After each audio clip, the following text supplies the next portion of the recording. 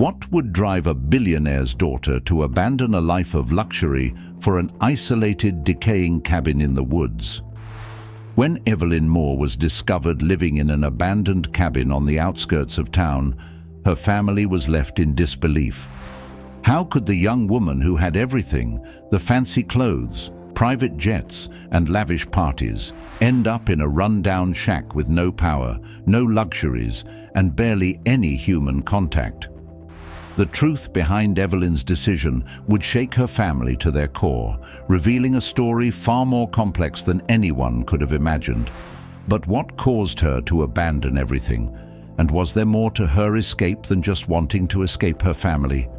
Evelyn Moore was the daughter of billionaire real estate mogul Richard Moore and his wife Susan, both of whom were known for their lavish lifestyle and business success. From the moment Evelyn was born, she was placed in a world of privilege. Private schools, tutors, and vacations to exotic destinations, Evelyn was everything a child could want. But despite having it all, she always felt a strange emptiness. As a young girl, she had dreamed of leading a normal life, far away from the constant spotlight. However, growing up in a glass mansion, her every move was under scrutiny, and the pressure to live up to her family's expectations was overwhelming. Richard Moore was a man of power, his every decision impacting the market. A sharp businessman, he had no tolerance for weakness or failure, and he expected nothing less than perfection from his children, particularly Evelyn. He wasn't interested in her desires. He cared about results, success, and maintaining the family legacy. Susan, though more emotionally distant, had always stood by Richard's side, guiding Evelyn in all the ways she thought best. But Evelyn felt out of place in their world, a place where everyone was more focused on appearances than authentic connections. As Evelyn entered her teenage years, the tension between her and her parents grew. Despite being showered with material possessions, Evelyn began to withdraw, craving something real that she couldn't find in her privileged world. The pressures only intensified when Richard began talking about her eventual role in the family business. She would be groomed to take over. As the only child, the future of the empire would rest on her shoulders. But to Evelyn, the idea was suffocating. The setting of Evelyn's transformation unfolded on the outskirts of the city, a small, secluded town nestled between dense forests and rugged hills. The town was a quiet, close-knit community where everyone knew everyone else's business, and outsiders were rarely welcomed. The abandoned cabin where Evelyn had taken refuge was just a mile away from the town's edge, hidden by overgrown trees and an old stone wall that had fallen into disrepair. The cabin, once a getaway for a wealthy family decades ago, now stood empty and forgotten. The peeling paint and broken windows told the story of years of neglect. Inside, the floorboards creaked under the weight of time, and the air was thick with the scent of damp wood and dust. Yet, to Evelyn, this cabin, in its desolate state, felt like freedom. Away from the prying eyes of her family and the demands of her father, she could breathe. She could think. But how had she ended up there? Evelyn had been disappearing for weeks without a trace, and her family, consumed by their own world, hadn't noticed until it was too late. When they finally realized she was missing, they launched a massive search. For days, Evelyn's parents and their private security team scoured every possible location, but the cabin was nowhere near their radar. It wasn't until a neighbor, a retired school teacher named Mrs. Foster, happened upon the cabin while walking her dog that Evelyn was finally discovered. When Mrs. Foster found her, Evelyn was sitting on the steps of the cabin, her clothes a mess and her face pale, but there was something strangely peaceful about her. She didn't seem distressed, just content. Mrs. Foster, concerned but unsure of what to do, called the police. When they arrived and found Evelyn in that state, the officers were equally baffled. A quick call to Richard Moore brought the family rushing to the cabin, expecting the worst. The reunion was nothing like anyone could have expected. Richard and Susan, their faces filled with concern and disbelief, rushed toward their daughter, but Evelyn stood motionless, her gaze distant. She didn't seem relieved to see them or happy to return home. She simply stared at them blankly. It was clear something had changed in her, something profound. As her parents began questioning her, expecting an explanation, Evelyn's response shocked them all. "I don't belong there," she said softly, referring to the mansion, to the life they had planned for her. The words were like a dagger to her father's pride. She had everything, yet she chose to leave it all behind. For the first time in her life, Evelyn spoke with a clarity and conviction that neither Richard nor Susan knew how to respond to. It wasn't that she didn't love them. It wasn't that she wanted to destroy her family's legacy. It was that, in the deepest corners of her heart, Evelyn knew she could never be the person they wanted her to be. She wasn't cut out for the high society parties, the endless board meetings, and the constant surveillance. She needed to find herself, away from the suffocating expectations. But was this just a teenage rebellion, or was there something deeper behind her decision to leave everything behind? The answer lay in Evelyn's past, in the hidden struggles she had never shared with her family. The tensions that had been building for years were about to come to light, and the Moore family was about to find out just how far Evelyn was willing to go to reclaim her life. The story of how Evelyn Moore went from the daughter of a billionaire to a young woman living in an abandoned cabin was only just beginning. The truth, when it came to light, would shake her family to its very core and change the trajectory of their lives forever. The moment Evelyn left the cabin with her parents, it felt like the final thread of freedom she had clung to was being pulled away. The drive back to the Moore estate was silent, except for the soft hum of the luxury SUV's engine and the occasional rustle of her mother's uncomfortable sigh. Richard sat behind the wheel, his jaw clenched, his grip tight on the steering wheel. He had so many questions, so many things he needed to say to his daughter, but the words wouldn't come. Evelyn's empty stare kept him at bay. It was as if she had already disconnected from him in ways he couldn't even begin to understand. Once they arrived at the mansion, Evelyn was ushered into the familiar cold walls of her childhood home. Everything felt off. The towering glass windows, the expensive art on the walls, the perfectly manicured lawn. It all seemed so out of place now. She had lived in this house for her entire life, and yet, for the first time, it felt like a cage. "Evelyn, we need to talk," Richard said, his voice sharp but trying to mask the underlying concern. Evelyn didn't respond immediately, instead walking past her father and towards the staircase, her footsteps barely making a sound on the marble floor. She felt him watching her, but the intensity of his gaze no longer had the same power over her. She had seen something else in the cabin, the rawness of life that she had never been allowed to experience here. It felt like she had woken up from a dream, and suddenly, all of this mansion, this life, felt so foreign. But her father's voice followed her as she ascended the stairs. "Do you think you can just run away from everything, from your responsibilities?" Richard's voice was stern now, and there was a flash of anger in his eyes. "You're the future of this family, Evelyn. This isn't some game. This is reality." Evelyn paused on the stairs, her back to him, her hand gripping the railing tightly. The weight of his words was like a slap in the face, but it wasn't new. It had been the same for years. His expectations, his ambitions for her to carry on his empire, his legacy. She turned her head, her eyes flashing with a newfound defiance. "I didn't ask for this," she said, her voice steady, but with an edge of finality. "I didn't choose this life, and I'm done pretending I'm okay with it. I'm not a pawn in your game, Dad." The words hung in the air like a declaration of war. Richard's face tightened as if he had been struck, but he didn't back down. "You don't get to walk away from this, Evelyn, not after everything we've done for you.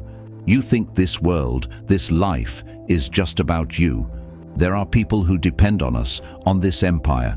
You're a part of it, whether you like it or not." His tone softened, trying a different approach. "You've never had to want for anything. You've had everything, and now you throw it away." Evelyn's chest tightened at his words, but her voice remained calm. "I don't need your money, or your empire, or your approval. I need peace. I need a life that's mine, not one that's been forced on me from the moment I was born." She turned and walked away, her movements purposeful. As she retreated to her room, she felt a swell of anger and sadness rise within her. She could hear her father's footsteps following, but she didn't stop. She couldn't let herself be dragged back into that world. She locked the door behind her, cutting herself off from the chaos outside. Evelyn sat down on the bed, staring out at the city lights that twinkled in the distance like 1,000 promises she'd never made. For the first time, she realized just how much she had been running from. In the days that followed, Evelyn tried to keep her distance from her family. She refused to join them at the dinner table, opting to eat alone in her room or at odd hours when no one else was around. Richard, ever the businessman, focused on work, but he couldn't escape the growing sense of failure that plagued him. His daughter, the one who had been groomed to follow in his footsteps, was slipping away. There were whispers among the staff too, concerned looks from the housekeepers and nervous glances from the security personnel. Everyone in the house felt the shift, but none of them dared to address it openly. As much as Richard wanted to control the situation, he couldn't ignore the walls that had started to build between him and his daughter. Evelyn's behavior became more erratic, more withdrawn. She spent hours in her room, reading or listening to music, barely acknowledging her parents' presence. Her mother, Susan, tried to be the peacemaker, but her attempts to get Evelyn to talk only seemed to push her further away. "You know, you're always welcome here," Susan said one afternoon, sitting at the edge of Evelyn's bed. "You don't have to leave. You don't have to go to that cabin. We can figure this out together, honey." But Evelyn didn't answer. She simply stared at the floor, her silence louder than any words she could have spoken. Susan's heart ached for her daughter. She had always tried to protect Evelyn from the pressure that Richard placed on her, but she too had been raised in a world where appearances and success meant everything. Now she saw the consequences of that. Susan wanted to reach out, to fix things, but she realized that the damage had already been done. She had been so focused on maintaining the image of the perfect family that she had ignored the cracks in Evelyn's spirit. The breakthrough came when Evelyn finally did speak. It wasn't to her parents, but to her longtime friend, Olivia, who had come to visit her at the mansion. Olivia had always been the one person Evelyn could talk to without feeling like she was under a microscope. They sat on the back porch, overlooking the manicured gardens, as Evelyn finally opened up. "I'm drowning in expectations," Evelyn confessed, her voice barely above a whisper. "Everyone expects me to be this perfect version of what they want me to be. But I don't even know who I am anymore. I'm just lost." Olivia, always the empathetic listener, took Evelyn's hand in hers. "You're not alone in this, Ev. You're not the only one who's ever felt suffocated by the world they were born into. But you have the power to choose. You don't have to live the life they want for you. You deserve to make your own path." For the first time in a long while, Evelyn felt a flicker of hope. Olivia's words stirred something deep inside her, something she had been suppressing for years. She didn't have to stay in this gilded cage. She could take control of her own life. In the days that followed, Evelyn began to take small steps toward reclaiming her independence. She reached out to a lawyer, discreetly at first, to inquire about her options. She knew it wouldn't be easy. Her father was a powerful man, and she had always been his prized possession, the heir to everything he had built. But Evelyn was done being part of a plan that wasn't hers. As the tension between Evelyn and her parents continued to grow, her connection to her own desires and needs grew clearer. She could no longer ignore the feelings that had been bubbling up for years. The rebellion she had once felt as a teenager had evolved into something more. It was not about running away anymore. It was about finding herself, and that journey was just beginning. Evelyn had spent the last few weeks trying to make sense of everything: the confusion, the pressure, the overwhelming weight of a life that wasn't hers to live. But the more she tried to put her thoughts into some kind of order, the more her frustration grew. She was suffocating. Her family's world felt increasingly distant, a gilded cage that she could no longer bear. The final straw came when Richard insisted on taking her to one of his extravagant galas. It wasn't just a social gathering. It was an event to promote his new developments, to solidify his power in the community. Evelyn had been his arm candy for years, always dressed in the finest clothes, always smiling at the right moments, always playing her part. But now, every fabric of that world felt like sand slipping through her fingers. The facade was crumbling. Her parents had insisted she attend. There was no room for refusal, not when business and appearances were at stake.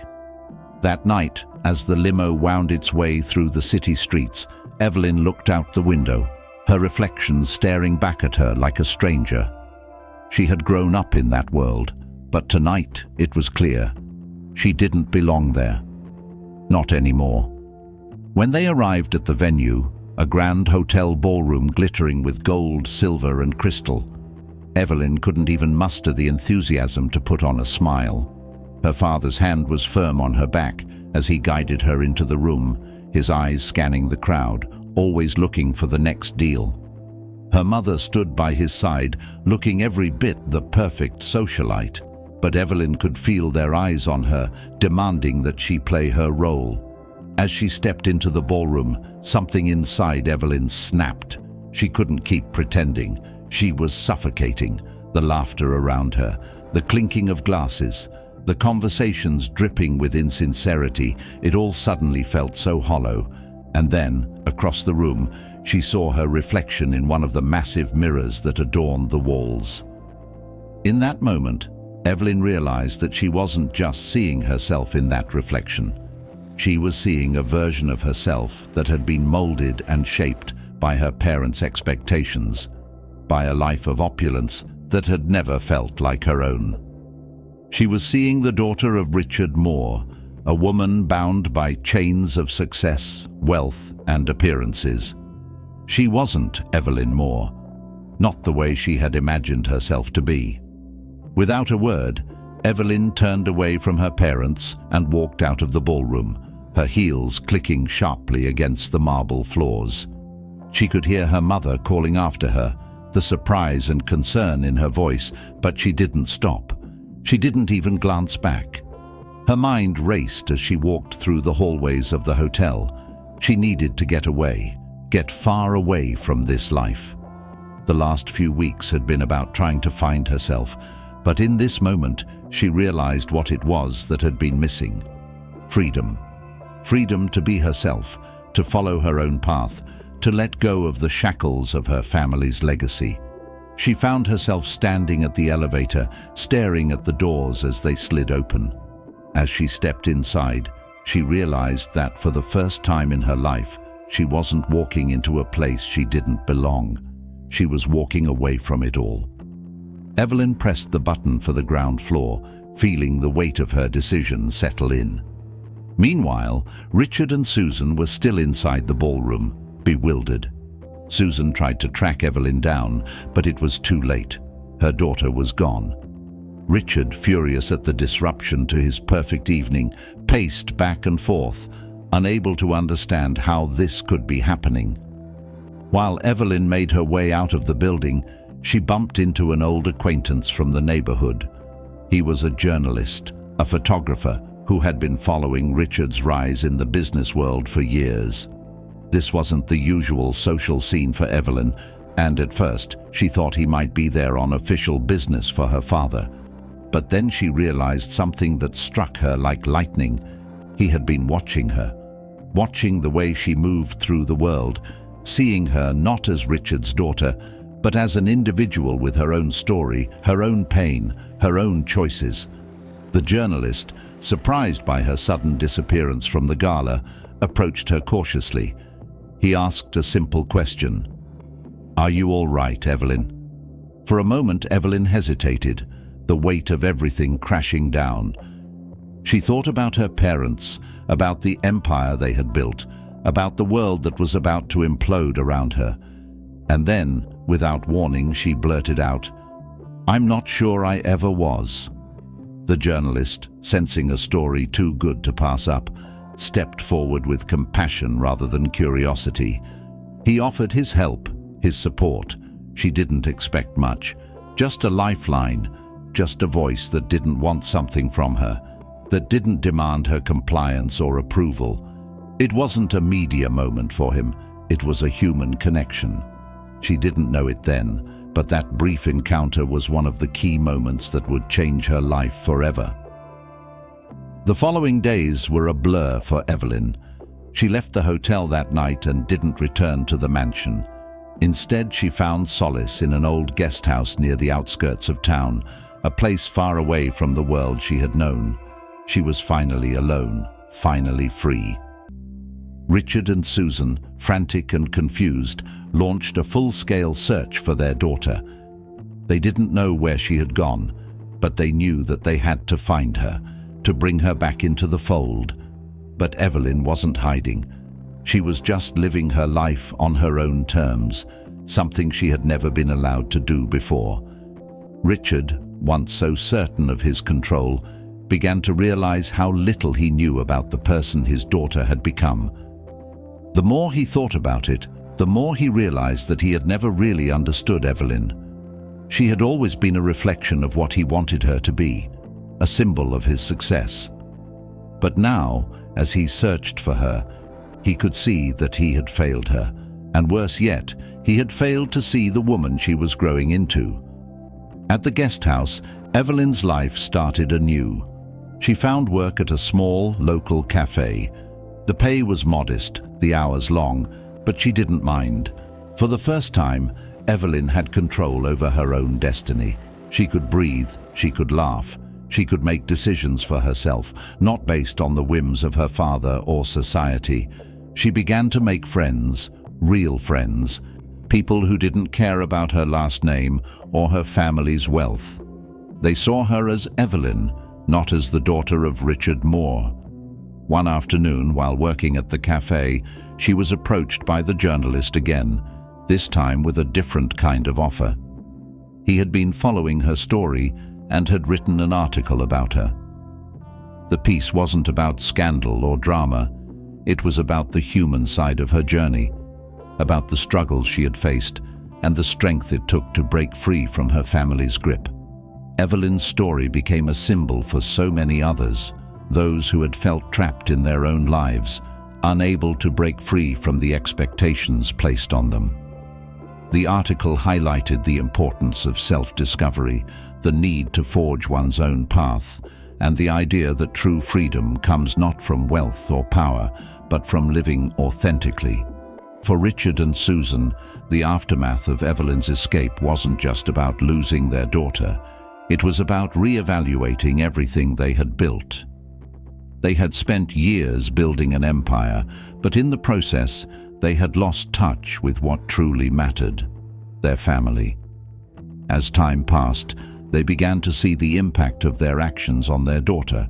Slowly, their relationship with Evelyn began to heal, not through force or pressure, but through understanding and genuine connection.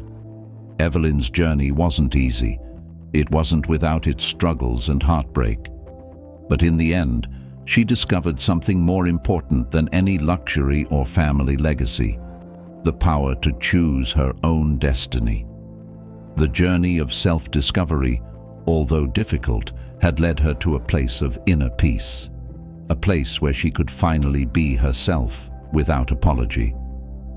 As the months passed, Evelyn remained in the small town, working at the cafe and reconnecting with her family on her terms. And while Richard and Susan still hoped for a different future for their daughter, they had come to understand that her happiness didn't lie in the life they had planned for her.